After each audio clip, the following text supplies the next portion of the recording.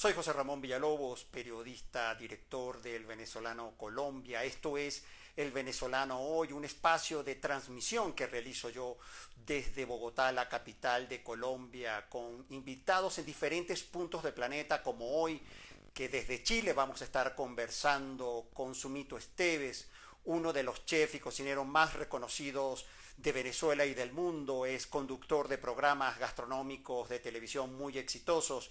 Sumito justamente está de estreno con el lanzamiento de su propio canal de YouTube. Sobre eso vamos a estar conversando con uno de los chefs más reconocidos y respetados de la escena gastronómica venezolana. Ya tenemos a Sumito con nosotros, de manera que inmediatamente vamos a conectar en segundos. Estaremos conversando todas las preguntas que quieran. Buenas tardes, Sumito. ¿Cómo estás? Bienvenido al Venezolano Hoy. Hola, un placer de verdad. Qué bueno, Sumito. Sí, como te decía minutos antes de esta transmisión, Sumito, nos están viendo por las redes del Venezolano Newspaper. Esta transmisión cuenta también con el respaldo del Venezolano Panamá, Colombia, Houston, Madrid, de manera que la comunidad venezolana va a estar hoy atento a esta transmisión contigo, y de verdad que yo estoy muy complacido de tenerte en el Venezolano Hoy. Sumito, supe entonces que estás en Chile y mi primera pregunta es justamente, ¿por qué elegiste Chile? ¿Tienes algún vínculo familiar con ese país? ¿Te sientes como en casa? Sí, la verdad que sí. Mi hermana tiene muchísimos años viviendo acá. Uh-huh. Muchos son, creo que 15 o algo así. Eh, Ella se vino hace un montón de años a Chile, por lo tanto, era una de las razones por las cuales yo venía con frecuencia. Y además, mi hija, una de mis tres hijas, vive en Buenos Aires desde que es pequeña, de mi primer matrimonio. Sí. Y entonces era como usual que yo bajara a Chile para que ella viniera de Buenos Aires y nos encontráramos acá en términos familiares. Y aparte de eso, mi programa del canal Gourmet caló mucho en Chile en particular, y eso hizo que a lo largo de una década yo viniera prácticamente todos los años por razones profesionales, ¿no? Invitado a seminarios y a talleres de cocina y a ese tipo de cosas. Entonces, cuando tomamos la decisión de salir de Venezuela, es muy natural en mi caso porque era como uno de los lugares más cercanos que yo tenía. Sí, además, como tú bien decías, en Buenos Aires, si tenías una hija en Buenos Aires, Chile, apenas un vuelo de Buenos Aires a Santiago es una hora, más o menos en avión, de manera que tenías ahí un Claro. paso. Sí, claro. Y Sumito, cuando llegaste a Santiago, a Chile, con una comunidad venezolana numerosa en Santiago, como ya seguramente tú lo ves, ¿hay hay mucha oferta gastronómica venezolana en Chile? Hay más gente que está incluso diciendo, analistas de gastronomía, y dicen, es que también migró la gastronomía venezolana y está ocupando un espacio importante en la escena gastronómica de América Latina al menos. ¿Tú crees que es así?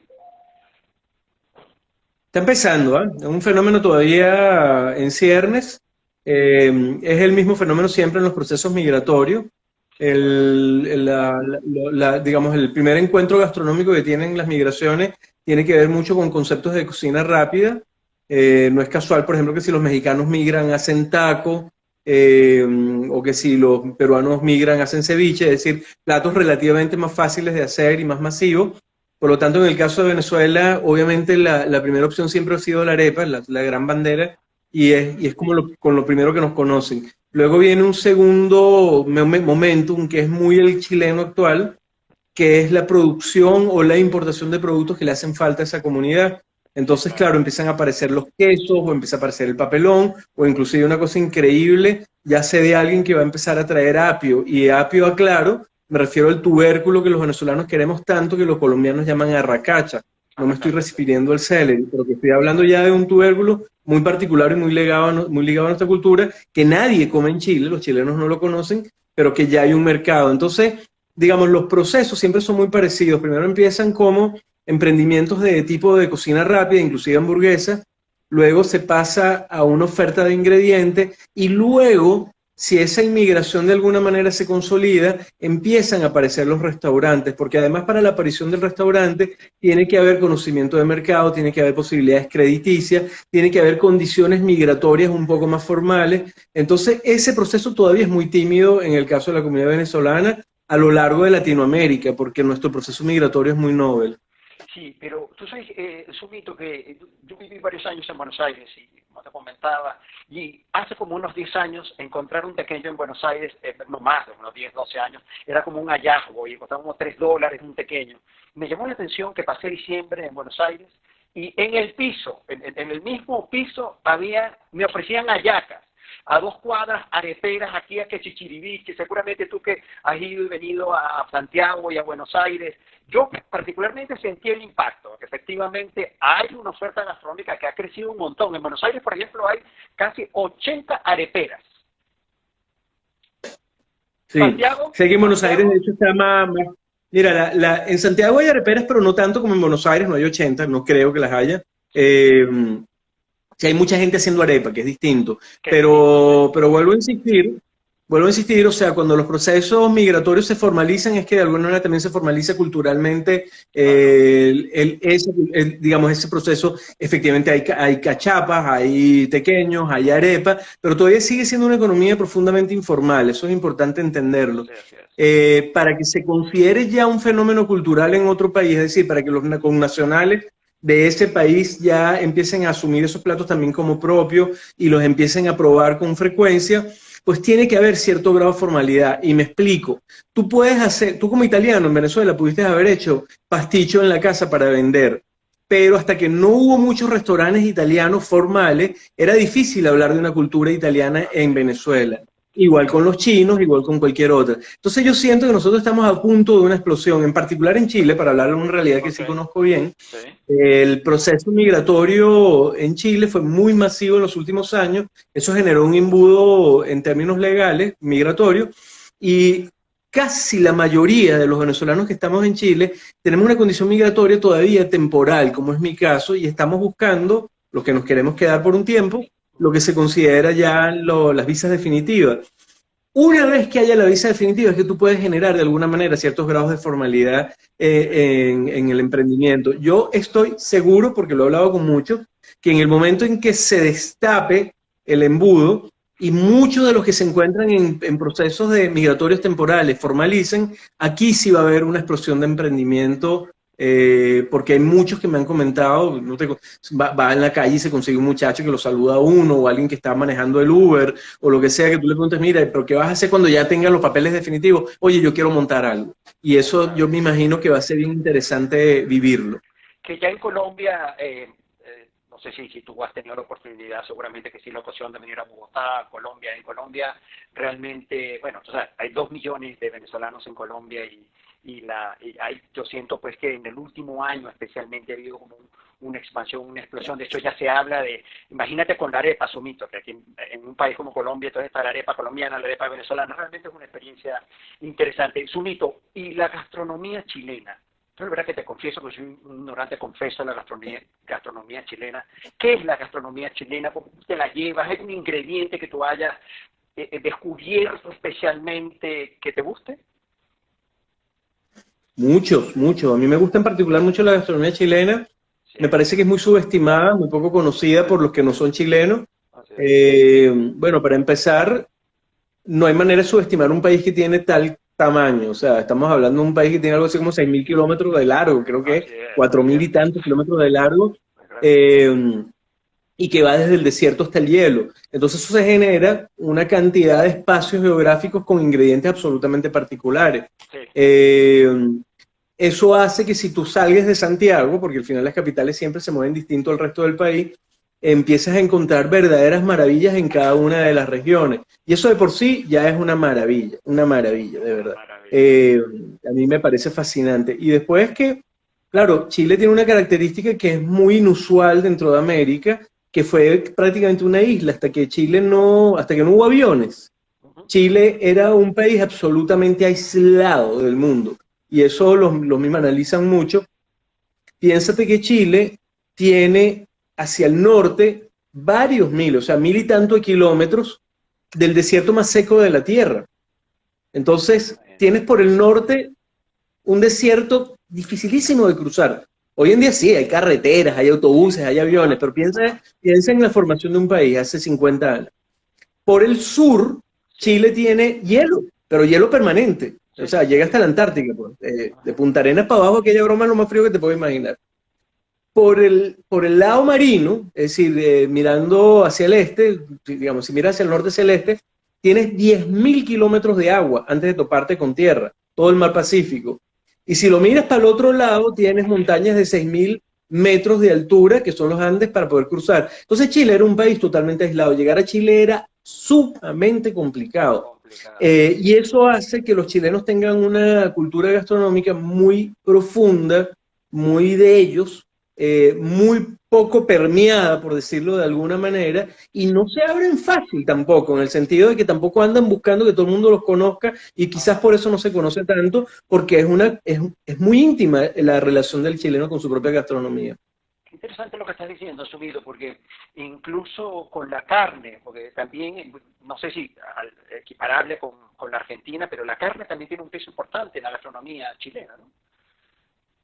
Sí, cómo no, son bastante carnívoros los chilenos. Obviamente el cerdo tiene una importancia grande, pero como en todos los países que yo conozco en el mundo, la cocina tradicional tiende más hacia el mundo de los vegetales, que es lo natural, porque es la cocina campesina. Cuando tú te metes a ver un plato tradicional campesino, hay muchos legumbres, muchos vegetales, etcétera. Y aparte que Chile tiene una cosa muy interesante a nivel popular y ya Chile adentro, que es su relación con las algas. Es un país muy comedor de algas, de distintos tipos de algas. En el norte hay algas que ni siquiera son del mar. En el norte de Chile hay algas que salen digamos, en lagunas, en el mismo desierto.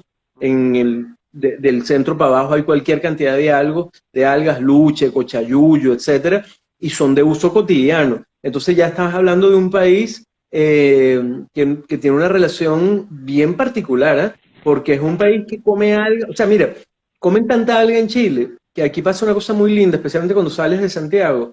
El cochayuyo es un alga que solo se da en 2 lugares del mundo, en Nueva Zelanda y aquí. Sí.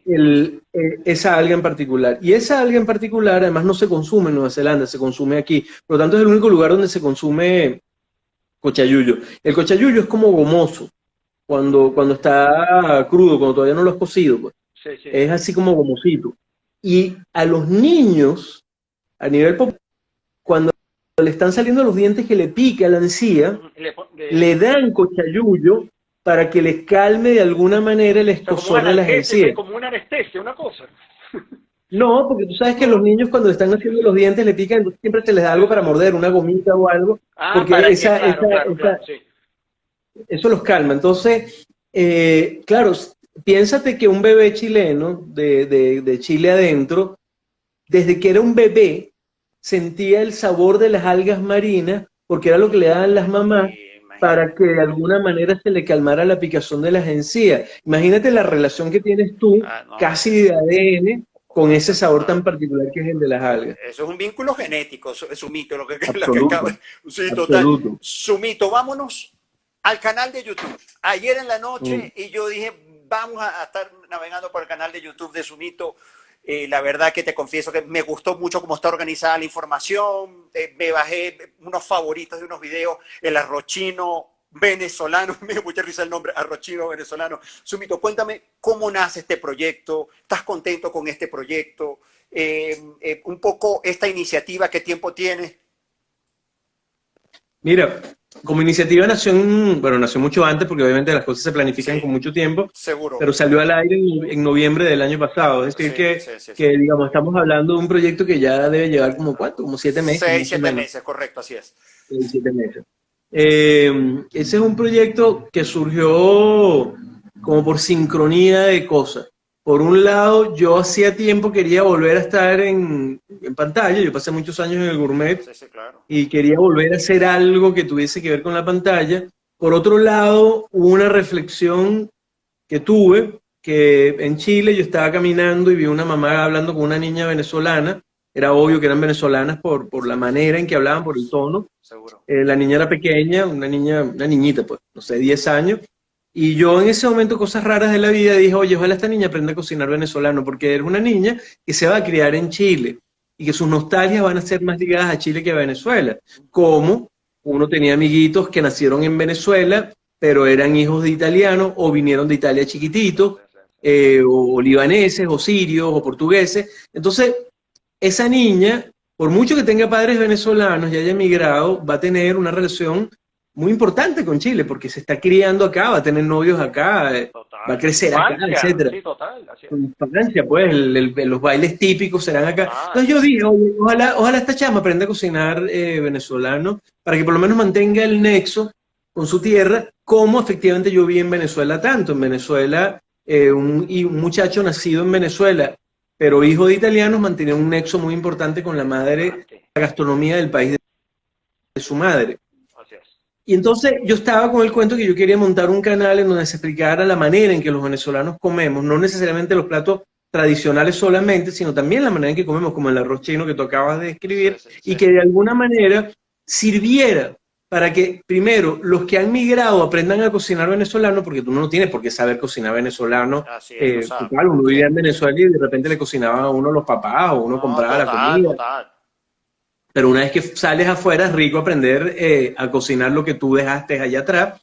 Y por otro lado, para que esas generaciones que se están criando en otros países no pierdan ese nexo, esos niños y esas niñas. Entonces se sumó al hecho que yo quería hacer algo en televisión, esta reflexión, que apareció una productora que está en Chile, de venezolanos, se llaman Sofrito Creativo, son la maravilla mayor. Ahí están detrás, digamos, las dos grandes cabezas detrás de eso son Alfredo Cegnini y Elezar Parra. Ahora se sumó al equipo nuestro canal de YouTube una periodista que es Laura Solórzano, y es un equipo chileno-venezolano, o venezolano-venezolano en Chile. Y ellos me propusieron a mí por qué no hacemos un canal de YouTube, y venía todo esto rondando. Así que se dieron como las condiciones, y al final esa es la intención del canal. Es un canal que, bueno, que ha crecido muy bonito, de manera muy orgánica, y que nuestra búsqueda está muy clara, es de alguna manera mantener viva nuestra manera de comer y nuestra manera de ver la gastronomía, tanto para quienes estamos en Venezuela, pero como para quienes no estamos en Venezuela. Sí, Sumito. De hecho, nos están preguntando cómo se llama el canal. El canal es Sumito Esteves, ¿cierto, Sumito? Es Sumito Esteves, ¿no, canal? Chef. Chef, Sumito okay. Esteves Chef. Pegado. Chef, sí, ok. Sumito Esteves Chef. Sumito, ¿y cómo es el proceso? Que me imagino que eso debe ser, y por lo que te estoy escuchando, tú eres un hombre que piensa, repiensa, y los criterios para elegir la receta. ¿Cómo es ese proceso? Comparte con nuestra audiencia cómo es el proceso de producción para elegir la receta. El criterio es que sean fotogénicos, los ingredientes, el plato, la luz, los ingredientes venezolanos que estén a la mano. ¿Cómo es? No, o sea, realmente está más basado por un tema de recetario.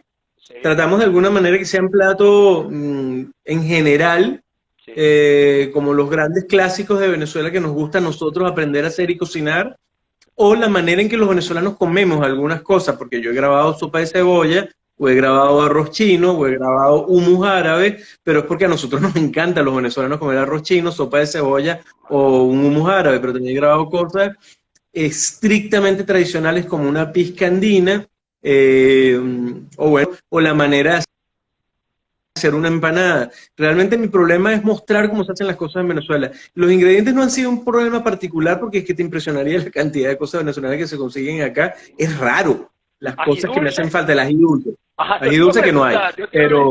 No hay, claro. No, pero no, ají dulce no hay, pero en general, mira, chocolate venezolano, ron venezolano, que me estoy tomando un roncito aquí justamente en este momento.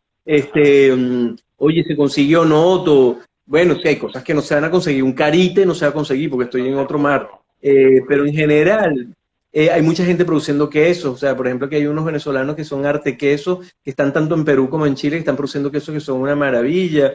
Entonces, claro, mi problema es fundamentalmente mostrar cómo comemos los venezolanos y cómo nos gusta comer, porque tenemos una sazón, tenemos una manera de ver la gastronomía desde lo tradicional y desde lo urbano. Es decir, un solomo encebollado no es un plato necesariamente tradicional de Venezuela como lo puede ser una yaca. Oye, pero para nosotros los venezolanos es un plato muy importante. Y como te decía yo, cada vez se me ha hecho más fácil hacer el canal, porque inclusive cosas que no habían, como por ejemplo casabe, empezó a aparecer aquí casabe. Chumito, ¿y dónde grabas? Que yo veo, no sé si es el espacio donde estamos ahorita, es una casa, adecuar el espacio para poder grabar. Las jornadas son tan extenuantes como en el Gourmet, que pasabas un buen rato de tu día en el Gourmet. En este caso del canal de YouTube, ¿cómo es? Mira, sí, se graba en casa. Yo me mudé. Uh-huh. Por lo tanto, ahora se va a notar el cambio. De hecho, hoy grabamos con la nueva locación, una pizarra que puse atrás y todo el tema bien bonito. Sí. Yo vivía hasta ahora muy cerca, no, en la premontaña, en la precordillera, en las afueras de Santiago. Tampoco lejos, pero no es Santiago. Zona muy fría y campestre, más que campesina. Ahí tenía una casa alquilada preciosa que era donde nosotros grabábamos. Por un tema de estrategia de negocio, bella, preciosa. Mi esposa era como vivir en la montaña. Y el frío, pero bravo. Mi esposa y yo decidimos que queremos emprender, que queremos montar nuestro propio negocio, etcétera, como toda la vida hemos hecho, Silvia y yo. Y era complicado en el lugar donde estábamos porque, bueno, era complicado tanto a nivel de permisología como a nivel de lograr que la gente vaya hasta allá. Entonces alquilamos esta casa donde estoy en este momento, que es una casa en niveles, y toda la parte de abajo la tenemos destinada tanto para el proyecto de YouTube como para lo que en el futuro va a ser nuestro restaurancito. Ahorita el COVID obviamente frenó todo ese tipo de proyectos, pero efectivamente siempre lo he hecho en mi casa. Y en este momento muy complicado porque al no poder haber movilidad del COVID, de vez en cuando puede venir alguno de los del grupo, como los de Sofrito Creativo que yo te decía, sí. Pero en general hemos estado grabando entre mi esposa y yo, asesorado por ellos, con el iPad, con la computadora, con el teléfono, y les mando el material y ellos luego se encargan de editarlo. Hasta ahora, hasta antes de que llegara la crisis sanitaria, pues era una cosa bastante profesional. Estamos hablando de cámaras, luces y todo ese tipo de cosas. Yo lo vi, Chumito, tuve la oportunidad de ver un behind detrás de cámara y yo decía, bueno, esto es un canal de YouTube, pero Chumito, yo creo después de la experiencia que tuvo en Gourmet, bueno, vamos a presentar esto como debe ser. ¿Y estás contento con la repercusión? Ya son 7 meses, como tú muy bien decías, tienes más de 160,000 suscriptores, veo que la gente comenta. ¿Te gusta el proyecto? Porque yo creo que tú eres un hombre de pasiones, Chumito. ¿Estás contento con el resultado? Sí, estoy bastante contento. Me tiró un frenazo muy grande el COVID, porque nosotros veníamos con un plan de negocios muy claro y lo veníamos cumpliendo.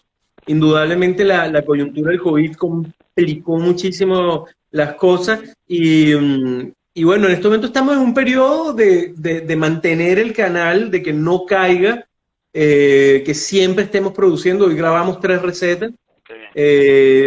Hoy grabé una chuleta ahumada que quedó espectacular con una caramelización de papelón y salsa inglesa, quedó brutal. Grabé un estrogonofe, que es un plato importante para nosotros en una época en Venezuela, y grabé unos bollitos pelones que quedaron fabulosos.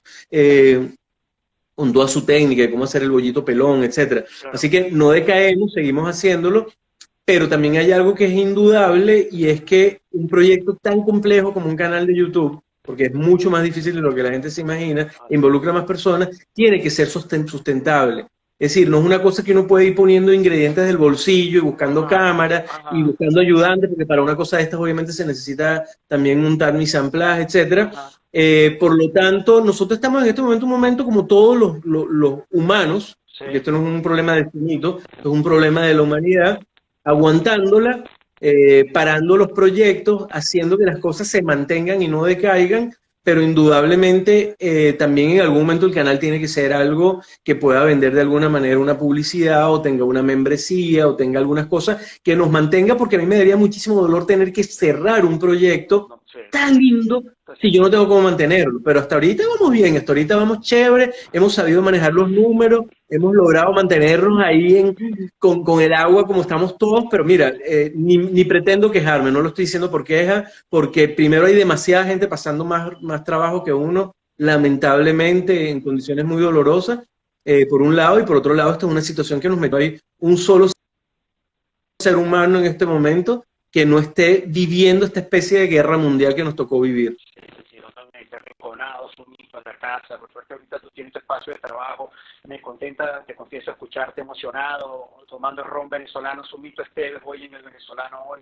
La verdad que he disfrutado mucho esta conversación. Sumito, porque es que justamente eso del modelo de negocio del canal de YouTube es como entender, porque sí hay posibilidades. Bueno, yo especialmente conozco incluso que tienen mucho menos de suscriptores que tú, pero sabes que el modelo de negocio del canal de YouTube no es por el número de suscriptores, que seguramente no sé si ya te has asesorado más o menos, pero sí es importante el número de horas que gente está viendo tus videos, que por lo que pude ver tu canal está calificando y está teniendo una repercusión digital importante, de manera que yo creo, Sumito, que ahí puedes tener una ventana, porque además veo la imagen muy bien cuidada, el sonido muy bien cuidado, muy profesional el resultado. La verdad que quería comentarte eso. Sumito, otra... No, y además que Sí. es una ilusión tremenda, porque al final es una biblioteca, o sea, al final Total, el total. mundo digital, eso queda ahí, queda esa información. Oye, Dios quiera que en los próximos diciembre la gente vuelva otra vez a ese canal para ver la yaca que se grabó para el diciembre pasado, o que simplemente lo tenga como una biblioteca a la que acudes cuando tienes una necesidad o buscando una idea para una receta. Para mí ha sido una ilusión tremenda hacer el canal de YouTube. Ha sido reconectarme de nuevo con mucha gente de mi país, además, porque, claro, tú ahí empiezas a oír a leer los comentarios, gente que está emprendiendo, gente que te da ideas. Es precioso, es un proceso tan orgánico, tan bonito, tan poético. Realmente de las cosas lindas que me han pasado a mí en los últimos años. Mira, sí, sí, eso que me está diciendo. Además, un proyecto tan venezolano.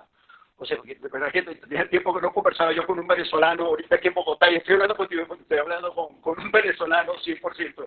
Sumito, ya estamos a pocos minutos de concluir esta transmisión. Quería preguntarte, porque cada vez es más frecuente que los chefs y cocineros mencionen y se sumen a campañas vegetarianas, veganas, anticarne. ¿Tú te sumas a esa onda?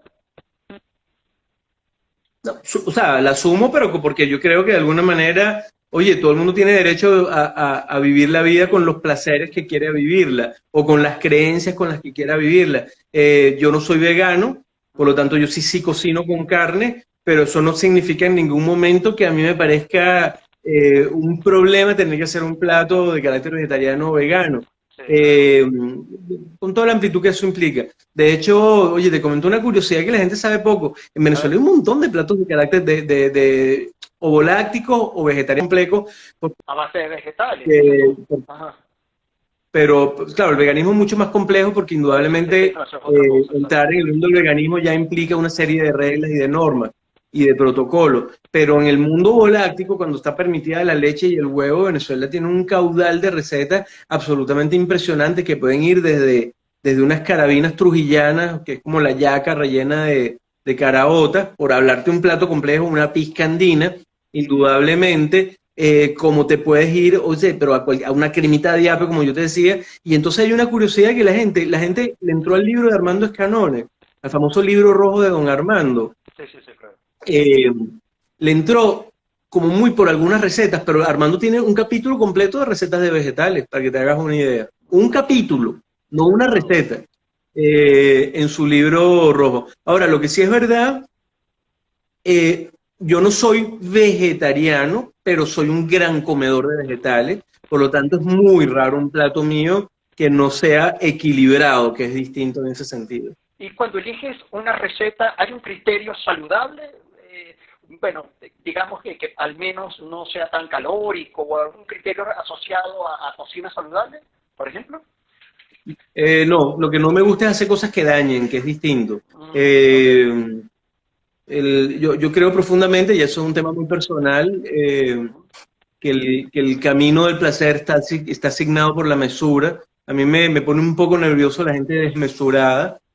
Por lo tanto, lo que engorda de un plato no son sus calorías, sino la cantidad de calorías que te comiste. Uno tiene que aprender a ser mesurado en la vida. El volumen, así Pero es. yo no creo, pero ojo, estoy hablando de una posición muy personal y con todo el respeto de las personas que lo crean distinto. Yo no creo en hallaca light. Yo lo que creo es no comerse dos hallacas. Exacto. Porque es preferible comerse una yaca con todas las de la ley y con todos sus sabores y como fue ideada, pero chiquita, en vez de ponerse uno a comer